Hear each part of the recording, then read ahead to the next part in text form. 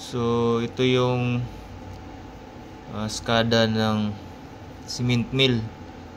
So tinatawag namin na VRM or vertical roller mill. So ngayon wala kaming operasyon, na stop sila kanina umaga. So ngayon alas 8 na. So may alarm nitong sensor. Itong mga sensor ito is ito, pressure transmitter. So bali ang kanyang reading ngayon is nag-positive. So ito yung i-check natin sa field. Kasi ang reading niya is nag-positive 5 na siya. So dapat dito dapat mag-0 siya. So ang mini-measure dito is vacuum sa loob ng mill.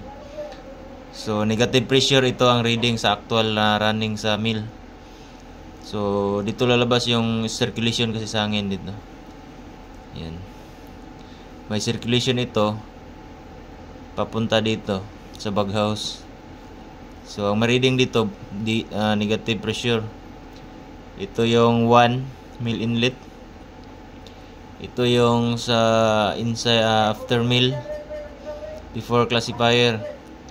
Then ito yung isa pa, tatlo silang sensor na transmitter, nagmi-measure negative pressure sa loob ng mill. Okay, so i-check natin sa field kung bakit siya nag positive 5. Okay, tara. Punta tayo sa field.